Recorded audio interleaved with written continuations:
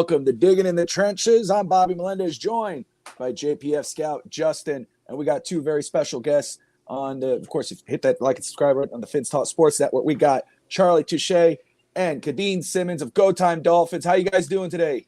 What's up, fellas? What's up, man? You all right? Doing good, man. brother. Doing good. It's good to see you guys, man. How you guys been? I appreciate you having us, man. Hey, so real quick, I literally was on a road trip and I just got in like 15 minutes before this episode got here, before the episode started.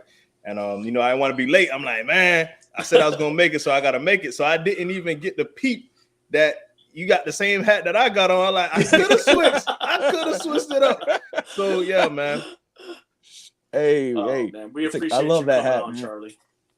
Yes, sir. Kadeem, man, how you doing? Yeah, I'm not bad. As you guys can tell, if you're watching this, I'm not from the US. I'm not in Miami, so it's currently 7 p.m. here. It's you can see dark outside. Hold on. Where you at though, Kadeem? You got to give us insight. Like Right. you just said, all you said was, "I'm not from Miami and it's dark here." Like where are you? Like you know what I'm saying? Is this a hostage situation? What's going on? It feels like it, but no, I am in London, England, born and raised London, England. Across the Awesome. Yeah, across the pond. Miami Dolphins fan. It's funny how these things work out. Yes, sir. Man, that's awesome. Oh man, so hey, let's talk Dolphins, man. That's why we're here. Let's talk some Dolphins right now. Hey, Dolphins started the season 3-0. The Cheetah, the Penguin, Tua, they were as advertised. Amazing. They started off hot, came back, major big time comeback win against the Baltimore Ravens. Finally got the monkey off the back. It's Buffalo, beat Buffalo, and another tough. It was like a Rocky match. If you ever seen Rocky Balboa, it's like a Rocky fight. Went down to the final 10 seconds. Then, of course, go against Cincinnati on a Thursday night game. Lose Tua. Then you lose Teddy against the Jets early in the first series. Yep. You got Skyler. They lose. So they're 3-2 right now. Charlie, I'm going to start with you, brother. How are you feeling about this Dolphins season so far? So since you starting with me, this guy ain't never seen Rocky. this guy never seen a Rocky movie. What? Like, so you said it's like a Rocky movie. I'm like, Kadeem ain't never seen a Rocky movie. You know what I'm saying? I'm like, man, bro. Hold on. So you want to defend yourself real quick before we go, Kadeem? It's not even about defending myself. I feel like we are minutes into the show as guests, and they'll just literally throw me to the wolves. Like there's no friendship here. There's no brotherhood. It's like, yeah, this guy over here. Like, wow. No, I'm not a movie person. I've never seen Rocky, and if we're outing ourselves, I've never seen Ace Ventura. Yeah, I was just gonna say. All right, we can't. We're done. The episode is already. It's tainted.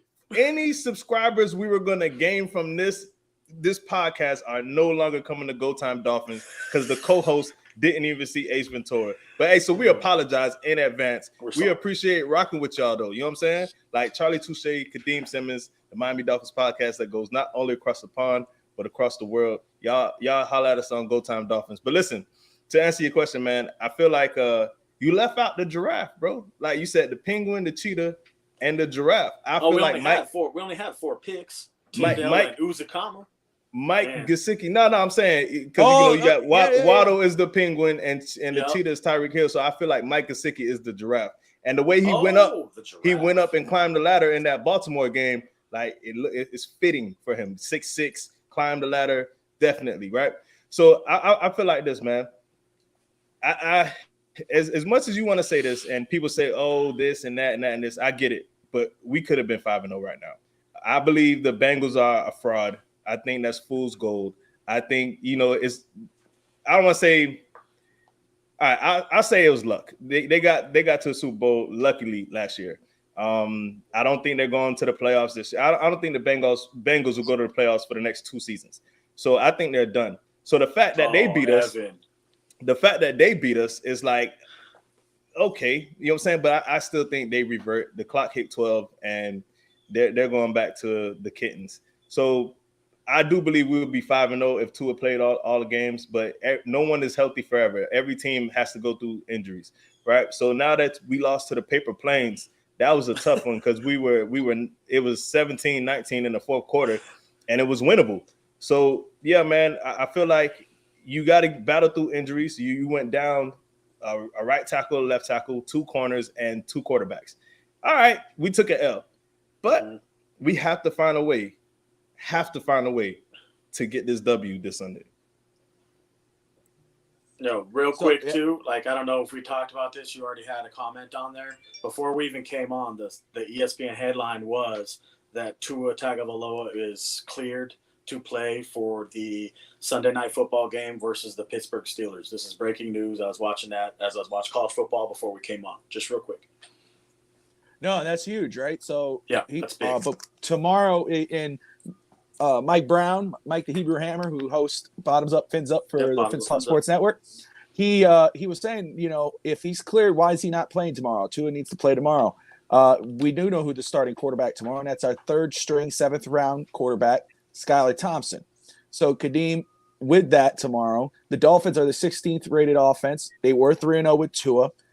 Teddy played 1 snap, got hurt, was out. Skylar comes in, they lose. It's a bad situation. Offensive line wasn't playing great, all that whatnot. How confident are you with the Dolphins beating the Vikings or having a chance against the Vikings tomorrow with Skylar at quarterback?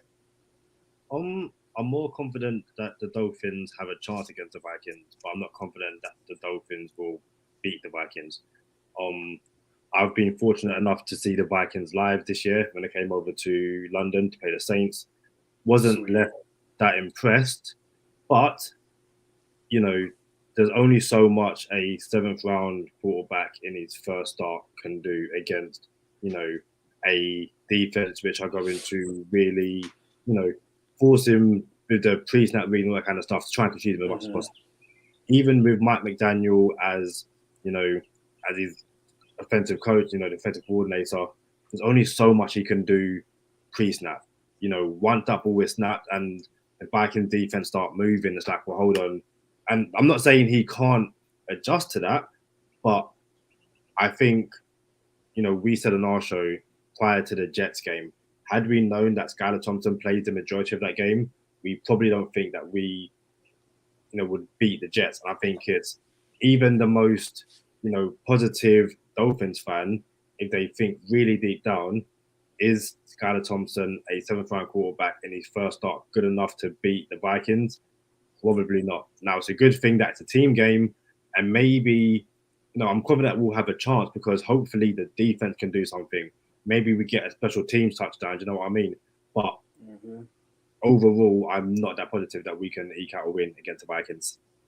I understood. What do you think, Charlie?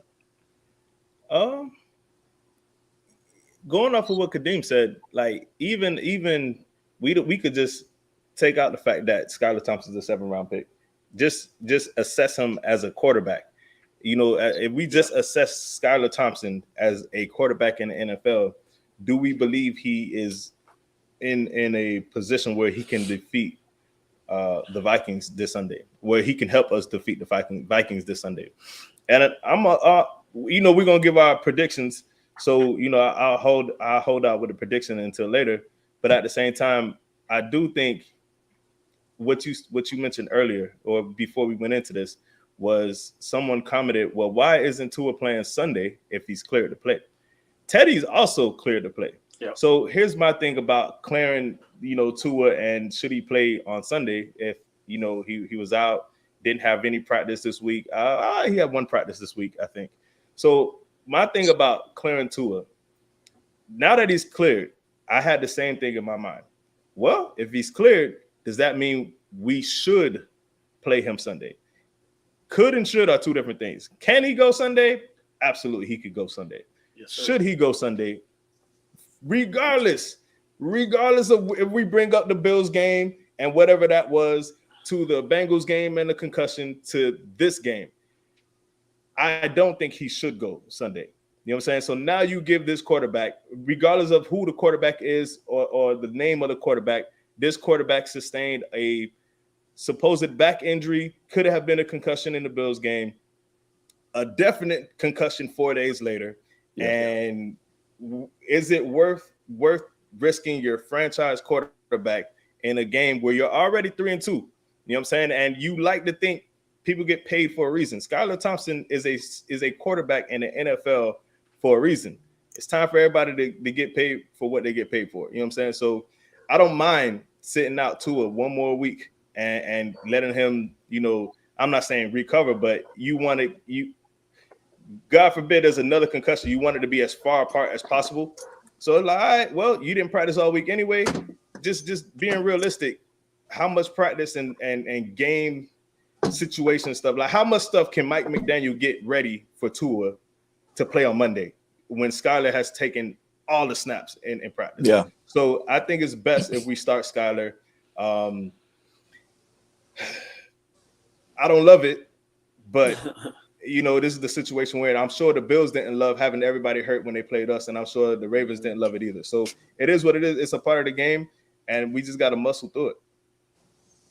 No, absolutely. Quick question, too, for both of you guys, since we have you guys here both right now. Before we started the season, I had a season prediction going. I think I had us, Bobby, 13-4. I talked about the losses that, no one wants to lose the games, but I don't want to lose AFC games. And then we turned around and we lost to the Bengals, and then we just lost to the Jets. Do you guys think that has any ability to kill our momentum as far as did that wash away everything we had done up to this point by losing those two games? We started out 3-0, then we lost those two games. I personally feel that it takes away everything you did right there by losing like you did to the Bengals. I know it's a freak accident. I know he got hurt. I know we had to play our backup at that point. And then it exactly happened again, the same thing in the Jets game. Right off the first snap, he gets hurt. I know it shouldn't happen, but do you think it killed our momentum in a way? I don't think so. No, I think it's because of the circumstance of the way those games were lost. I think it's different if you beat the Bills, Tua's healthy, play the Bengals, Tua's healthy, and you lose. That's not ideal. And then you lose to the Jets with a healthy Tua. That's when it's like, well, hold on, what happened? After the Bills game for us to lose 2 on the bounce. But I think, and it's not about making excuses, but I think there's genuine reasons as to why the Dolphins haven't won their last 2 games. And, I think we've all seen the clips of Tua return to practice and everyone seems a bit more hype again and stuff like that. Listen, it's very difficult, especially in that Bengals game, to mentally get right and keep playing when you've just seen, one of your close teammates, one of your close friends, suffer the kind of injury that we saw.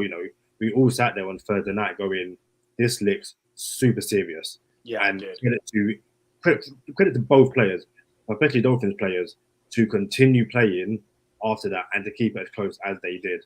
So I don't think momentum went in that game. And again, I think the Jets game, you're ready for it.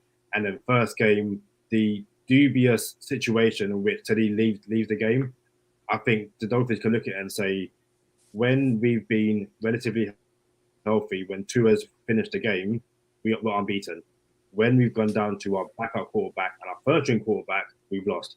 And you speak to any NFL team and any NFL fan, I'm sure most teams would lose in those exact same situations. Yeah, I'm gonna be real with you. I used to play a lot of sandlot football growing up. A lot. I didn't make it to the pro level, you know what I'm saying? But it's just something about playing sandlot football, a neighborhood versus neighborhood. Yep. And you say, bro, y'all not gonna beat us to this neighborhood. Oh, meet us after school. Go to the park. You know what I'm saying? And you talk all that trash in school. You feel me? And then during the game, you know who your go-to players are. You know what I'm saying? And you lose a go-to player and you lose to this sorry neighborhood. Like, we weren't supposed to lose to them.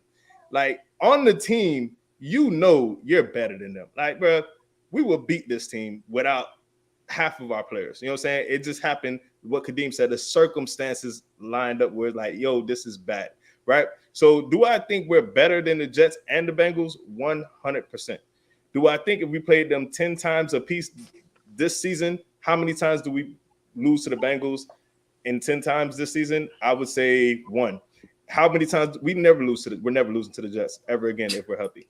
So, but to answer your question, to be for real, on the outside, for us, for people who have platforms, for content creators, for fans, for fanatics, for everyone who's talking about the Dolphins, you lose a little momentum because you do have the losses. You go to 3-2. You have to climb the ladder again. You know what I'm saying? You have yes, sir. It is factual that there are teams that are ranked ahead of us in our own division. But inside the locker room, there's no momentum loss. Right. Absolutely, not even a little bit. No one's concerned about anything inside the locker room. And I do believe we are in a very, very good position to win this division. And you asked for the prediction before the season started. You said 13-4. Yeah, I had us going 14-3, and everyone was at my dome for that. And I'm like, so here's my thing about 14-3. This is where I seen the 14-3. I seen us losing to the Bills twice, and then the Chargers once. So that would have got us to 14-3. But I didn't think I did not think, I guess, you know, I'm not an English major. I did not think that we couldn't beat. I didn't think we couldn't beat the Bills. You see what I'm saying? I knew there was a chance we could beat the Bills. I didn't just fall on the sword and say, oh my goodness, they're our bigger brother.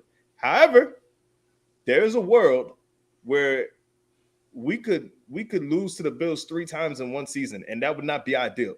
You know what I'm saying? And then obviously you see them in the playoffs. It's not the ideal situation, but now that we're 3-2, I still think the schedule is favorable. You know what I'm saying? Like we're playing, you know, something that me and Kadeem gathered from, shout out the same old Dolphins, quarterback challenge teams.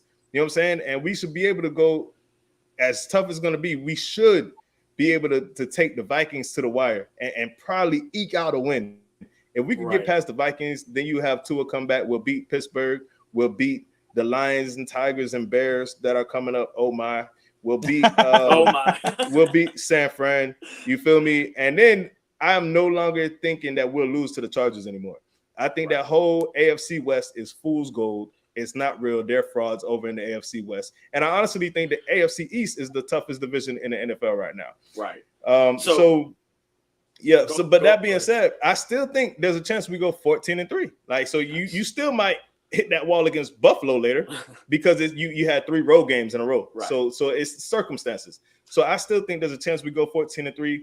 If would I put money on it now? Probably not, but we might go 13-4. And I can live with that because we'll be in the playoffs, and you would hope Buffalo can stumble somewhere and maybe we could get this division. So it's safe to say that with Tua Tagovailoa being the quarterback, you guys both think we would be undefeated. Am I right with that? As of right now, yeah, we would be 5-0 right now. I'll give you one game. We wouldn't be undefeated. I think we'd lose the Jets game no matter what, but I'll give us the Cincinnati game. I'll take that one. But what happened to the fourth quarter of that Jets game? I understand you missed the 54-yard kick and stuff like that, but you can't just lay down like that. You can't. You got to keep moving the ball. You can't turn it over.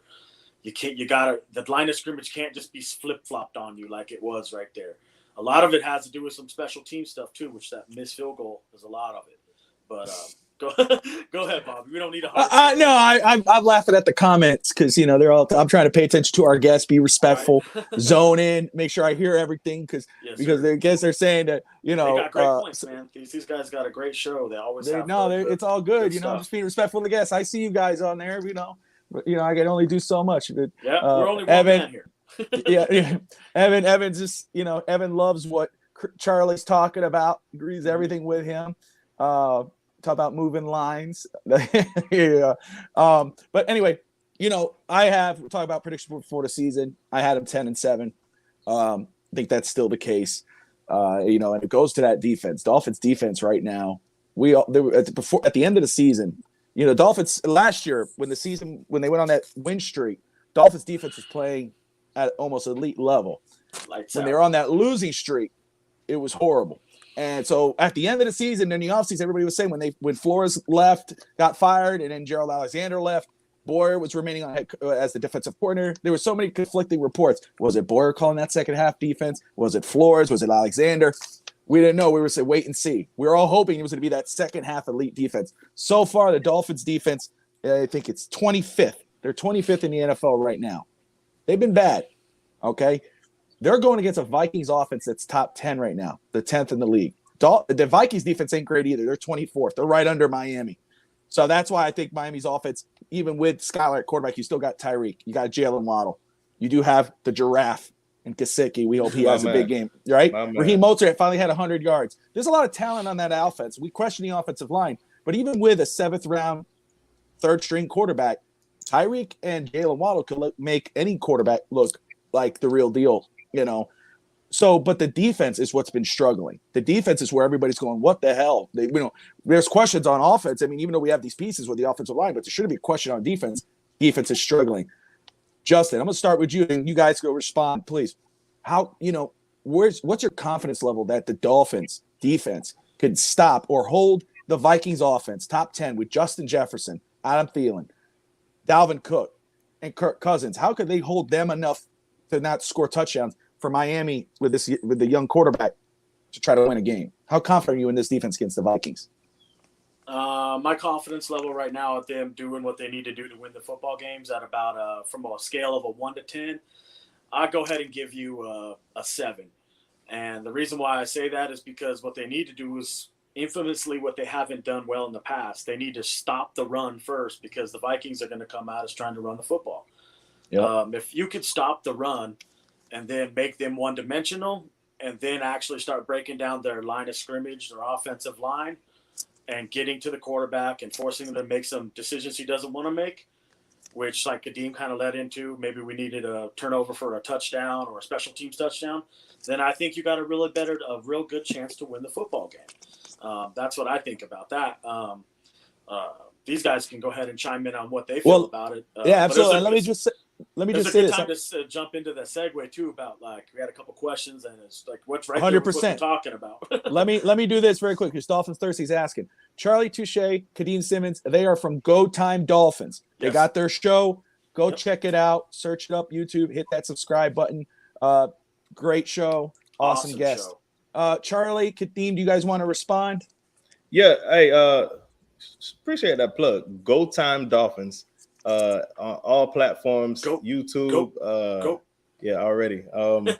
So Go Time Dolphins, everything spelled the right way. No switching it up with a Z or anything, But yeah, man, you said your confidence was at a 7, and on the show over on GTD, I have the panic meter at a 7 for our defense. So my panic meter for the defense is at a 7 because there was that 7-game losing streak in there, and we were like, what's going on here? And then we went on the winning streak. Yep. So realistically, yeah, you're gonna battle against Buffalo. For my dollar, Buffalo's the best team in the NFL. So you're gonna have a battle with them boys. You're gonna get tripped up by Lamar Jackson, who for my dollar is one of the top MVP. He's an MVP candidate. So yeah, you're gonna have trouble there. But what we were down like 4 touchdowns against Baltimore. Yep. You know what I'm saying? Like, no, bro. Like, nah, that's not cool. It's one thing to trip up against Lamar Jackson, but it's another thing to give up what the plays we were giving up against Baltimore. So I was concerned then. Buffalo put up 500 yards, total yards on us, and you would hope that doesn't happen and you could get the win, but we got the win. That's all that matters. But if we're really just talking about our defense, realistically, we have to look with new eyes. That defense that everybody loved was from 2020, like not 2021. You know what I'm saying? Like, it was 2 seasons ago. So we are nothing like 2 seasons ago on defense. So we have, if you're not concerned, I don't know what Kadeem is about to say, but if you're not concerned, like, that's what's up. I need whatever you taking, because I need to relax a little bit, because my panic meter is at a 7. What you got, Kadeem? I love that. I'm with you. You need that London air, that London, I would say London breeze, that London cold. So my panic meter is around a 3, but I've always tried to see this defense in terms of the context of it, and I'm looking at this defense and who they played so far, and the one thing about myself and Charlie is that before I met Charlie and before we started GTD, I was super negative. I was the negative one. I was the one that's like, the world's falling apart, and Charlie was like, it's not that bad. So I'm now trying to embrace the Charlie in me, I guess, and I'm looking at it going, we played Josh Allen and Lamar Jackson.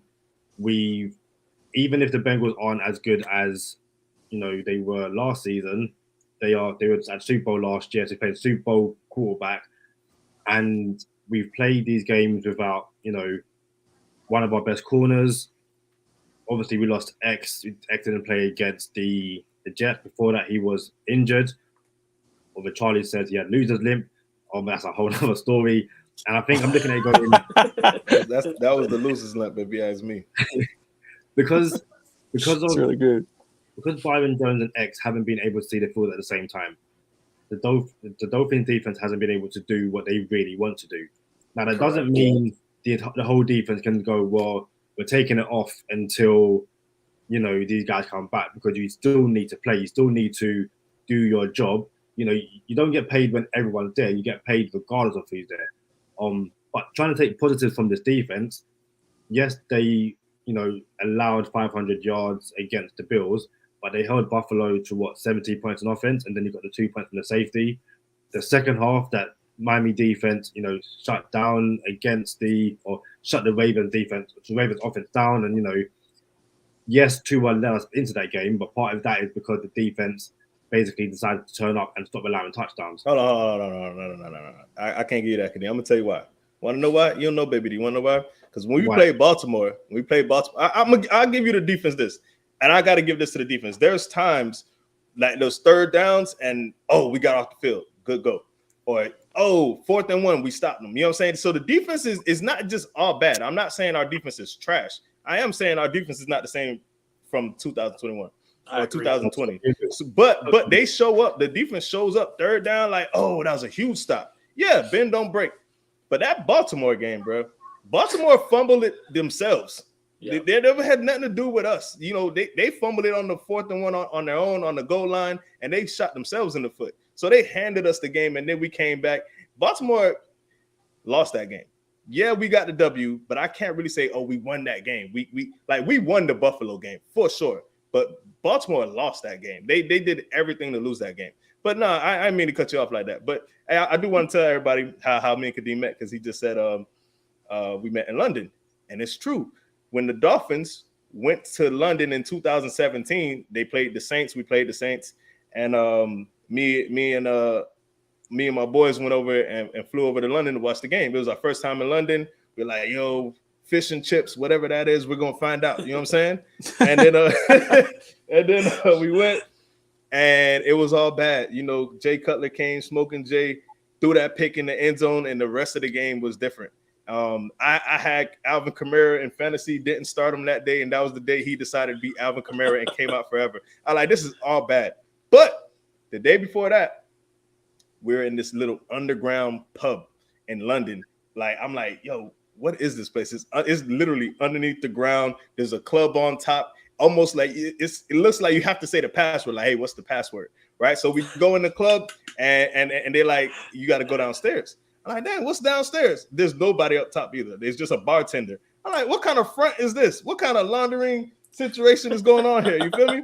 So we go downstairs, and it's me and my cousins. It's 3 of us, and we see this guy in a Kiko Alonso jersey.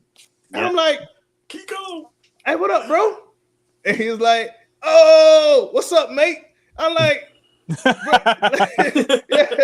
So I'm like, where you from? He was saying he's from London, and then he's like, what about you guys? I'm like, we from Miami. And then that's dope. The rest is history. We took a picture together, and we ended up starting the podcast, and we've been locked in ever since. Man, that's awesome. Yeah. That is awesome. What part of Miami are you from, Charlie? I'm from Carroll City. Literally sat on the roof. I'm off of 27th and 29th Ave, 29th Street. 27th Ave and 29th Street. Sat on the roof, watched the Jumbotron when it was called Joe Robbie Stadium. You know what I'm saying? Before the roof got put on top. Yeah, and my older brothers and sisters would give you an older story like, we used to walk to school and the stadium wasn't even built yet. So they're a little bit older than me. They'll give you that story right there. That's cool. Yeah. I'm from Hialeah, man. I'm from Hialeah. That's why I got the 305. I love these. Are my favorite hats, brother. I got them all the colors. Yes, sir. But hey, let's get into very quick because you got questions as well, Justin, from your mailbag, but also Bricks. Let's do that, and then we'll get into keys of the game, predictions, and then we'll close it out. So let's go, brother. Let's get some questions in. All right. The first question is, you kind of already hit on that, and Kadeem and Charlie, you guys can chime in on these two. This comes from my buddy Steve, Just Imba, if you follow him at all on Twitter. Josh Boyer, sticker twist, Gerald Alexander was the mastermind, ? Ooh. I'd stick with Boyer. But I think it's a case of I'm giving him the benefit of the doubt and saying, what does this defense look like when everyone's healthy? However, this defense only can't be good when everyone's healthy. So he needs to find a way to keep doing what he's doing. You know, if one guy, two guys, three guys go up. However, I'm giving him the benefit of the doubt and sticking until at least the end of the season. Okay. The people in the building know the truth. Yeah. Right? There's a radio in, the GM, Chris Greer, and ownership and the front office. They hear the play calls coming into the game. Like when on offense and defense, they hear the play calls. They know who's in charge. They know who's doing what. They know what time it is. So the fact that the front office know who is responsible gives me a little bit more comfort. But at the end of the day, this is a result-oriented based business, however that phrase is. You know what I'm saying? Yeah. Like we need results. So results even if it was Josh Boyer, we need results all the time. We need consistency. So I'm cool with sticking with Boyer. But bro, next year a different story, bro. Like, don't get it twisted. Yeah. We need to see results. So I believe, and again, go time Dolphins. Y'all come check us out. I am on record saying when we drafted Tua will win a Super Bowl in Miami during his rookie contract. I also said it would be 2024, and I'm telling you, I will stand by that. We will win a championship within Tua's rookie contract. So if Josh Boyer want to come together and step it up and get us there earlier, I appreciate that. I love it. But don't get it twisted. We can move on from Josh Boyer if we have to. From your lips to God's ears, brother. That's right. I will say this. Hey, when they hired McDaniel hired that offensive staff, which was impressive. Darrell Bevell, Frank Smith, Applebaum, and then Embry. But he didn't really do anything with the defensive mind. It's bringing some nostalgia with Sam Madison and Pat Surtain, both very good coaches. Sam Madison, especially with the Chiefs at that point. Yes, sir. He didn't do nothing. My guess was that, okay, let me focus on the offense this year. Let me trust and keep everything the same with the defense, especially how they perform the second half of the year. But the way it's going, the way I kind of said it was he may address the defense next year. The way it's looking with this defense, I would not be surprised if that's still the case. Not in season, but after the season, we might see a change at the coordinator and see a different philosophy on defense. Consistency. That's one thing I talked about in regards to Tua, what I wanted to see this year out of him, especially when you had the weapons. When you have weapons like Tyreek and Waddle, your numbers are going to look very good, but it was consistency in and out. And so far, we have seen that with those 3 games. Greer has been consistently bad. You never said what type of consistency. Greer has been consistent. Listen. I disagree. I don't think Greer has been bad. I do think there's some inconsistency there with Greer, but I don't think any GM hits everything. Yeah, you can't hit on every pitch. My thing about Greer, when he missed, it was the worst time to miss because it was in the most critical time during the rebuild when we had 3 first-round picks. And you can't mess that up. You can't miss on O-line. You can't miss on any of those picks. However, I am on record, and hear me out real quick. There's no way that Noah Igbenogany was a Chris Greer pick.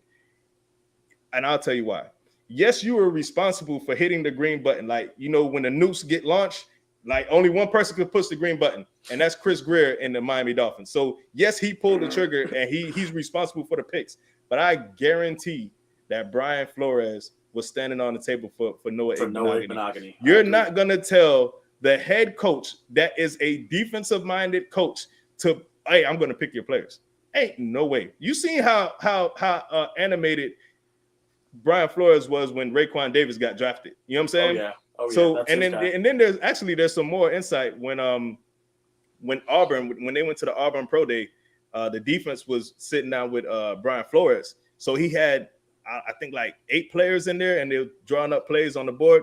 Noah Igbenogany was one of those 8 people in that room. So I gotta believe that Noah was a bust pick for Brian Flores, but not for Chris Grier. Although I understand he is the GM, he gets blamed for it. But no, I think Chris Grier gets too much of the blame, and I rock with Chris Grier actually. All right, Gotcha. Let's go to the next question. One, yep, this one's more of a statement, I guess you could say, whether agree with it or not, and then the next one's kind of a 2-for-1. But linebacker play has been average bad for the last 2 to 3 years. The disrespect for the position is alarming. Yeah, it's been crap for the probably 5 years. That's more of a statement, I think, than a question. But the next one is Gesicki trade, ? Not used. Who is running back number 2? Where is Cedric Wilson, ? Eichenberg needs to be benched. Greg Little was okay first 2 weeks, now shot to pieces. Now we hope on Austin Jackson. Why can't we get depth and starters on our O-line?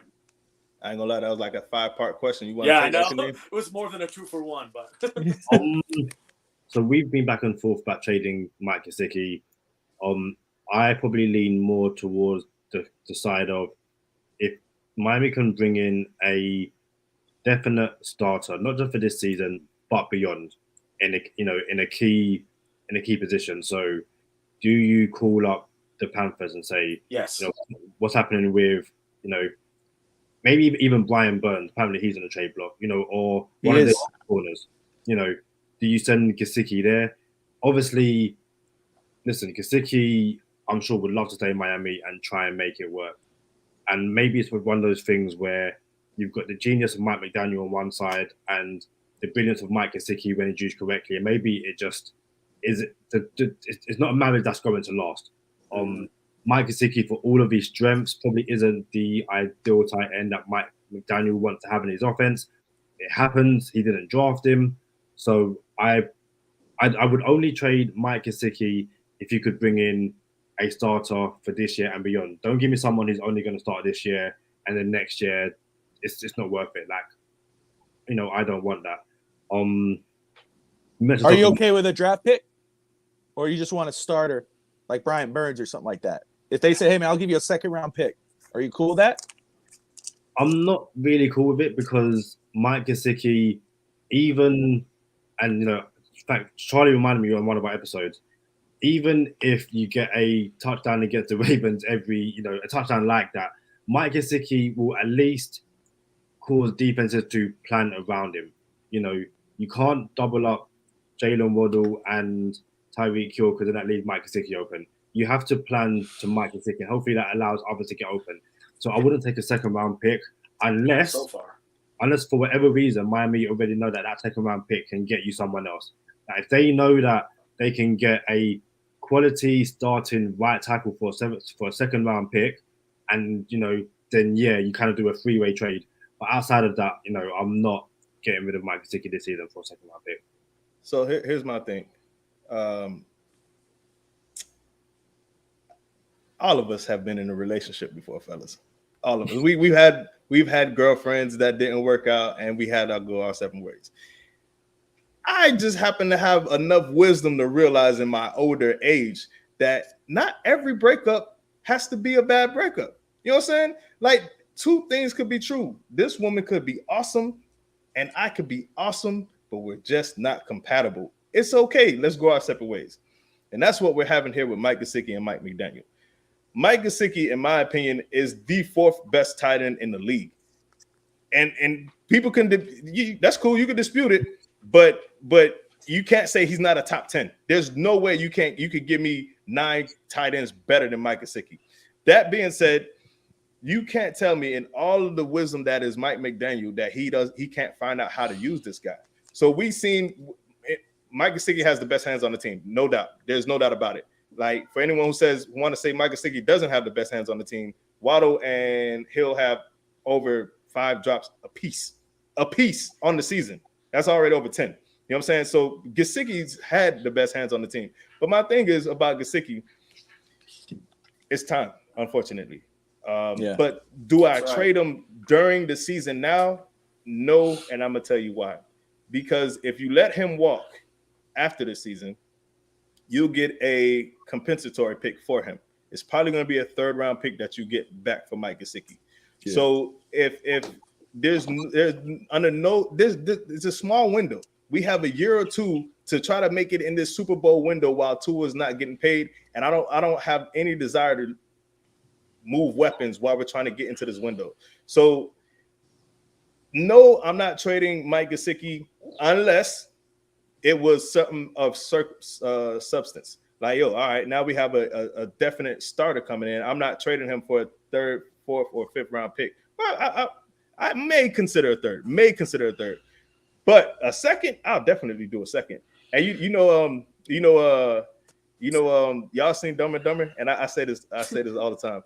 So Dumb and Dumber, there's a scene in Dumb and Dumber where Kadeem, there's a scene in Dumb and Dumber where at the end of the movie there's this tour bus of models, and they go, hey, we're looking for 2 lucky guys to oil us down before every contest. And then Kadeem says, Kadeem, luck. Stop saying Kadeem. It wasn't me. It wasn't me. Stop saying me. Poor Kadeem's just sitting there. You know and the guy says, the guy says, man, you're in luck. There's a town that way. You know what I'm saying? Like, you find 2 lucky guys there, right?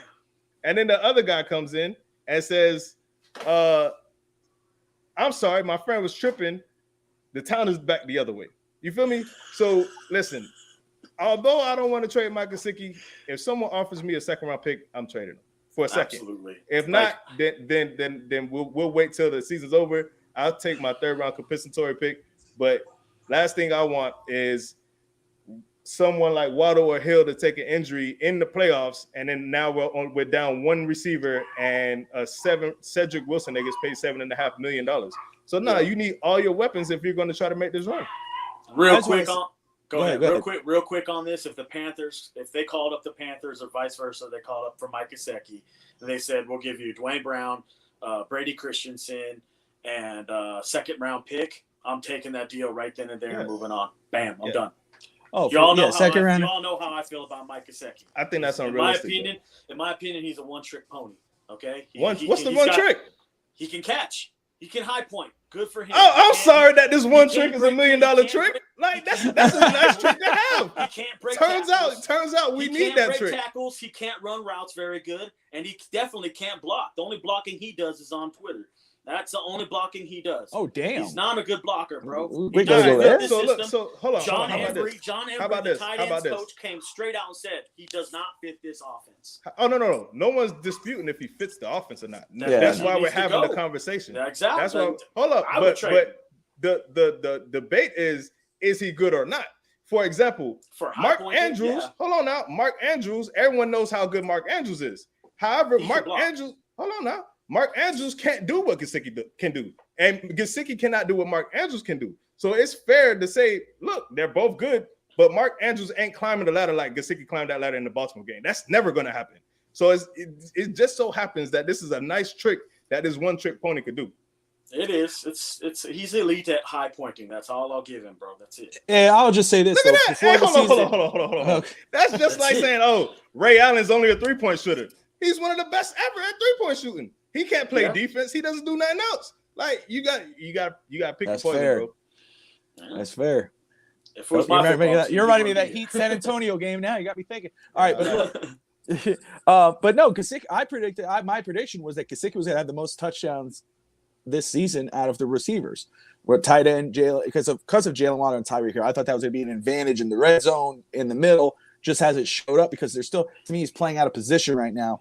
If you want to call it one-trick pony, I get that point because he can't block, and he's more of a receiver. I'm not about giving up receivers, especially when you got a quarterback who needs as much as he can. But if you're not, I don't want to lose him for nothing. You know, if you can get a second-round pick, I'd get a second-round pick. You know what? It just dawned on me. You know the light bulb? Yes, sir. The light bulb just came on. Once upon a time, we had Mike Gesicki in an Adam Gase offense, and he was an inline tight end, and he didn't do anything. And the whole Dolphins fan base called for his job. Why we have Mike Gesicki? Suddenly, he becomes Mike Gesicki as a big slot tight end and goes off. lastly, he becomes an inline tight end again and vanishes. And now everyone's calling for his job. So it's like you got to use him the right way. So it's okay that I'd put him in slot. That's for sure. He's a big slot. He just doesn't fit the system, and that's fair that he doesn't fit the system. But like you can't say he's not as good as everyone. What I said, you know what I'm saying? But it is what it is. Who you got? Who you got better than? Who do you have better than Mike Gesicki? Andrews for sure. That's fair. All right, let's do that. Also Hold on a second. Hold on. Let's do that. I'm going to go off the trail here because, all right, who are he's top four? Charlie, give me your top four, brother. Give me your top four right now. I got Kelsey, I got Andrews, I got Waller, and I got Gesicki. Gotcha. Kittle. Where do you disagree with that? Kittle's up I'll there. take Kittle on the back end of that. That's fair. But that's very fair. And even at the least, he's still fifth. So if you come up with your Hawkinsons and Pitts that are inconsistent, like what are we talking about? Man, Mike Gesicki's more consistent than all of them. Or Hawkinson over Mike. But Mike Gesicki's more consistent than them.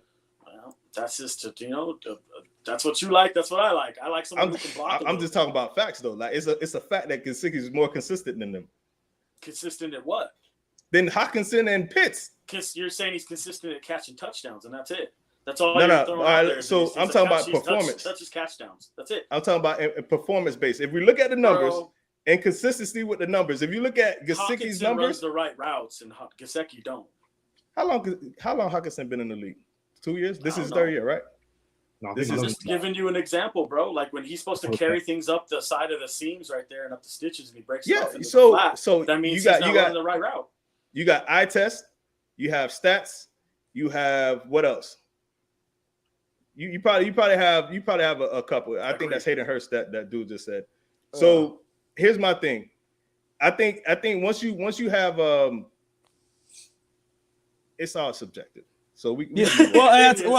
We can move on. But exactly, there is a fact in the consistency though. But go ahead. He's consistent. No, and that's the thing though. These guys are all around tight ends, blocker, whatever. But you're talking about as a weapon of receiving the touchdowns, consistent as a weapon. He's right there. I mean, when used correctly, though. Yeah, there you go. You hit it right there. I just want to see him used correctly. If you're going to use him like that, then run him up the seam on circle routes. Run him up the seam. Like, he's not going to break tackles, so you're going to have to throw it to him. All right. So let's go. We're at the 50-minute mark. So let's do it. What's your bricks, brother? Okay, let's stack up these bricks here for this week. We got the Vikings versus the Dolphins. If you don't know what a brick is by now, it's a veteran player, a solid player, or a young player with the arrow up in his career. The Vikings have 32 bricks coming in, and the Dolphins have 39 bricks, but that's also because we're missing Teddy Bridgewater going into the game. So the 40th brick might be there, but he just might not play. Okay, then they're going to go in and start this. There's kind of a lot of them here, but we'll go in right off the offensive line. You guys can chime in on what you think of the matchups. I got Darrisaw versus Jalen Phillips. I'll take Jalen Phillips versus the young offensive lineman. Next up would be Cleveland versus Wilkins. I'll take Wilkins over Cleveland. Next up would be Bradbury. Remember, he's a free agent next year. That's my guy. Bradbury versus Raekwon Davis. I'm taking Bradbury. Then we got a rookie versus Ingram versus Emmanuel Ogbah. I'll take Ogbah right there. And then you got another tackle, O'Neal versus one of our guys, Ingram. I'll take Ingram. So on the offensive line, I got us 3 keys, 3 bricks against their 1. We'll win right there. What do you guys think on the offensive line matchups? Go ahead, Kadeem. So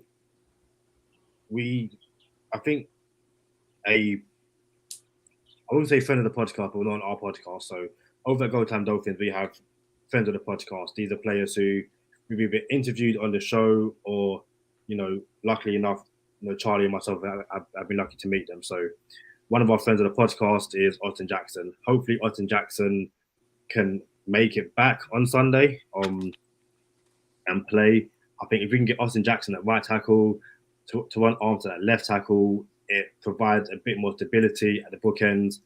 And then I kind of just at some point need Liam Eichenberg to start doing something. But I think Connor Williams still got snap issues, but his overall play, I guess, is fine. And then also another friend, the podcast, Robert Hunt, still getting better. So it's one of those defensive lines in which hopefully it starts to click and starts to click on against the Vikings. But I think it needs everyone to be fit and moving in the right direction, I guess. You're on the wrong line of scrimmage, though. I'm talking like our defensive line versus their O-line. But I think we have no defensive line.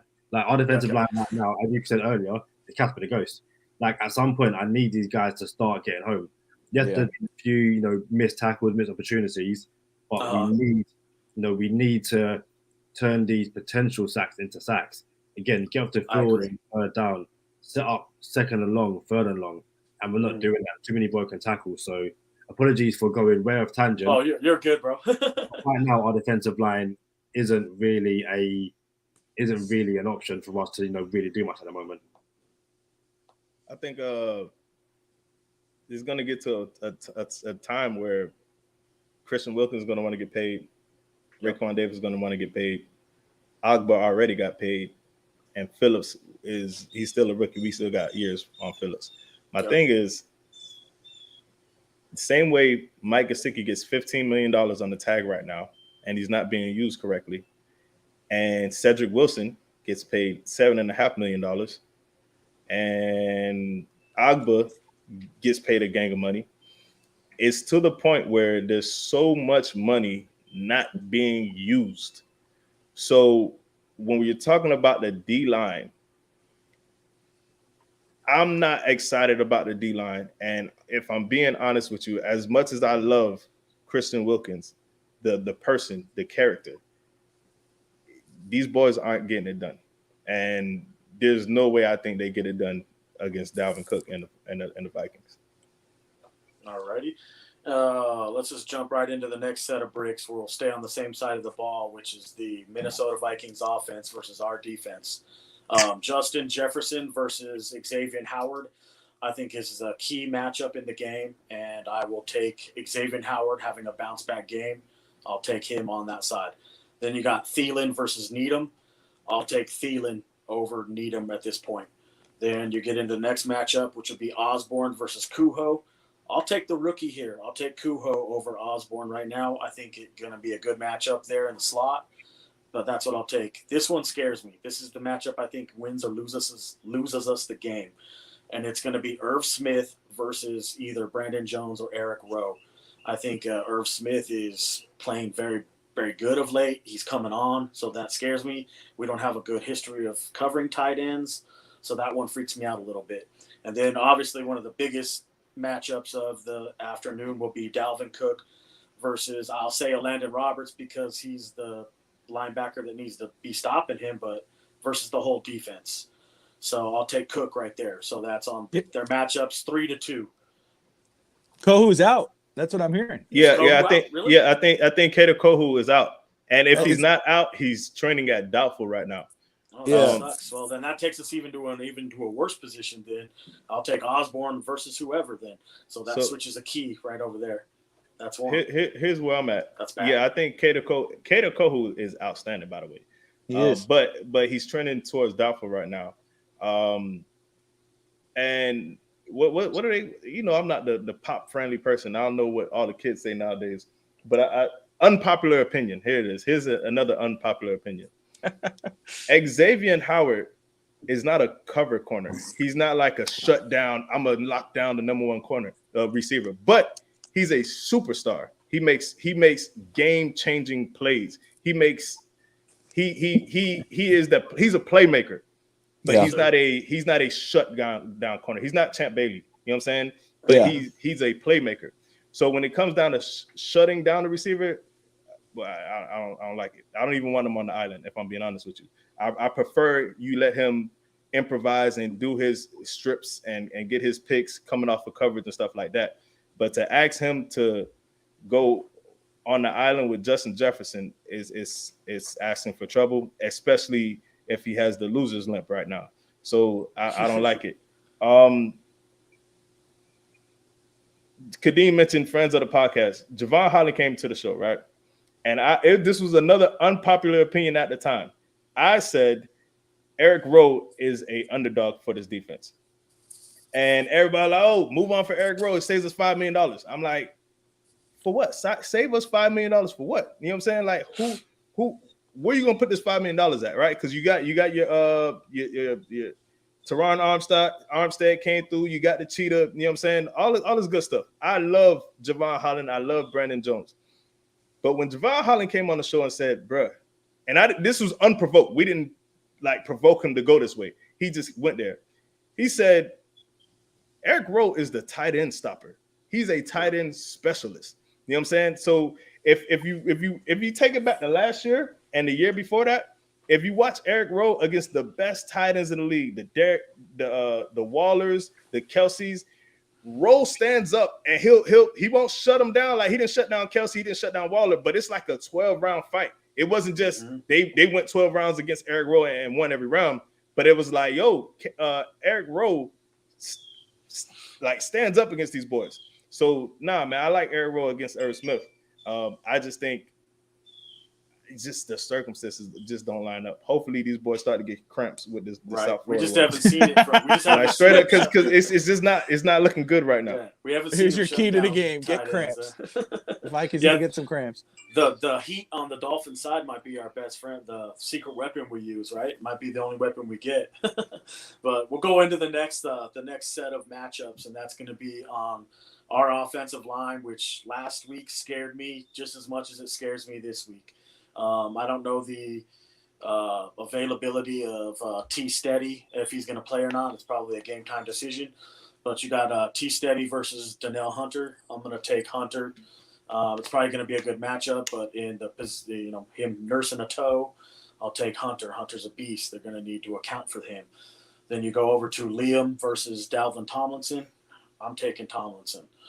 Then you got Connor Williams versus I think his name's Harrison Phillips.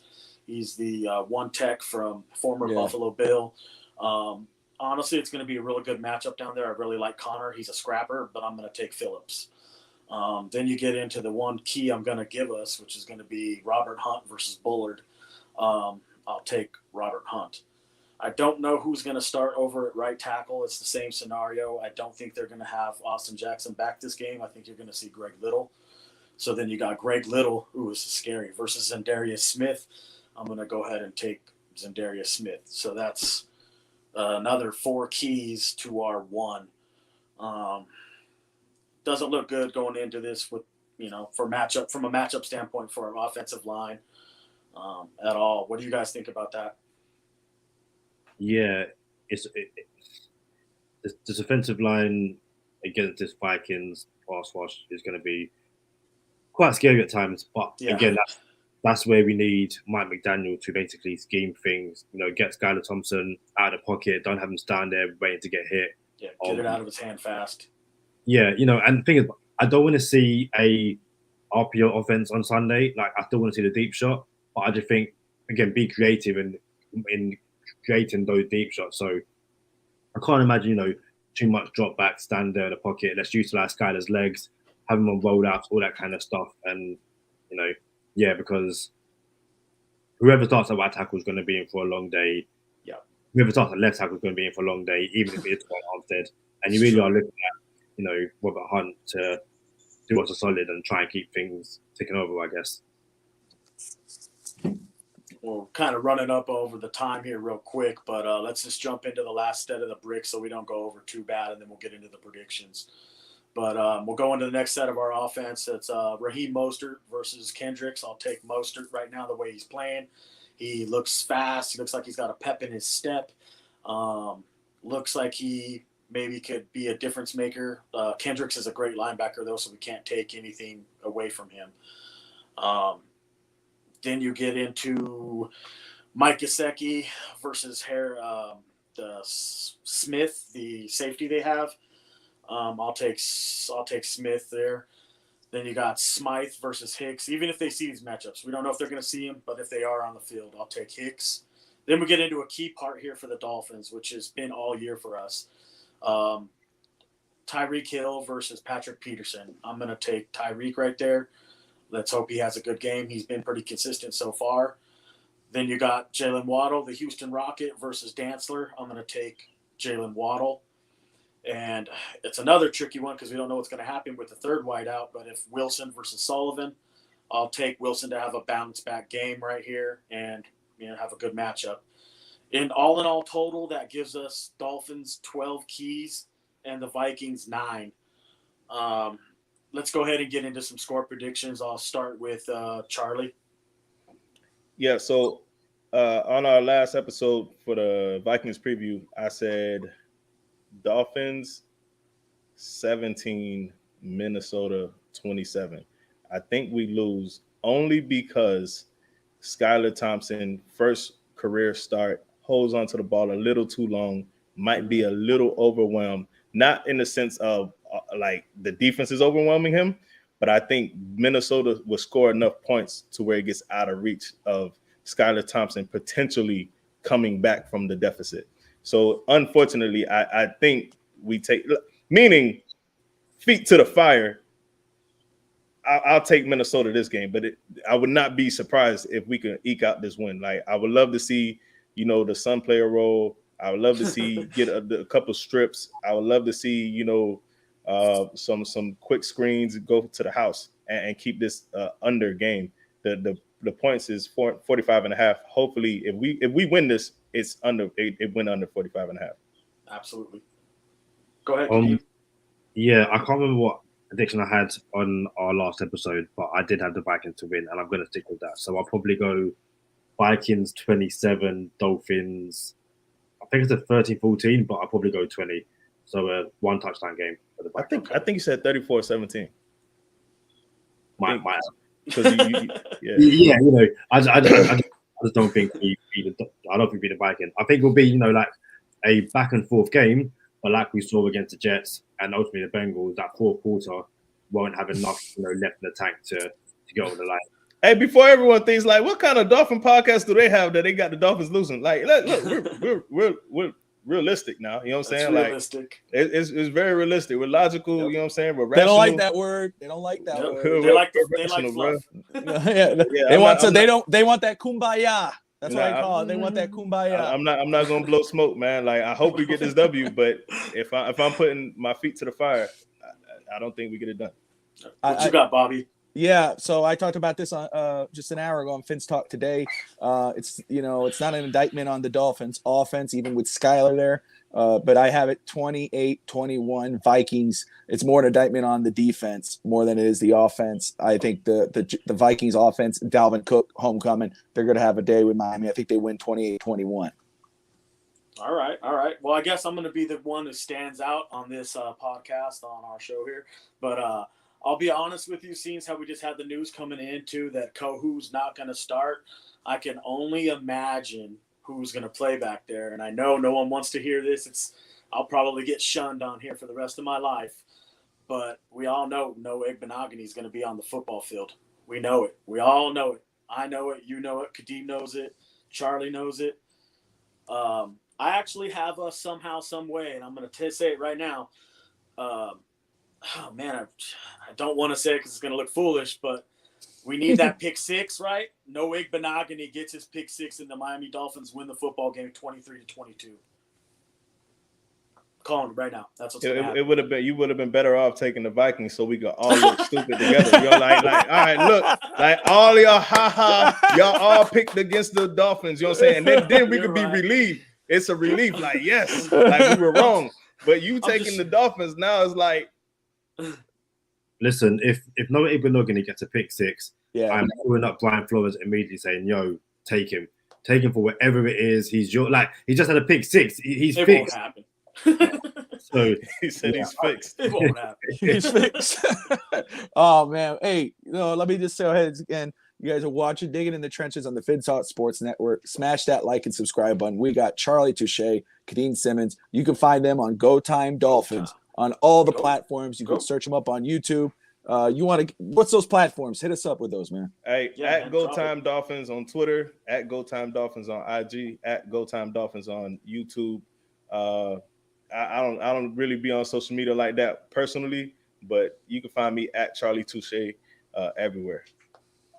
And yeah, I'm at Kadeem Simmons on Twitter. I'm on there a lot more than Charlie, so hit me up. We can talk Dolphins. If you're into your soccer, I'm a soccer journalist, so we can talk soccer, we can talk wrestling. I just like to talk pretty much. So yeah. They're both great follows. Both of them are That's great awesome. follows. Hey, get out there and get. I ain't gonna lie. If anyone in the MMA, holla at me. I come out from under the rock for some MMA.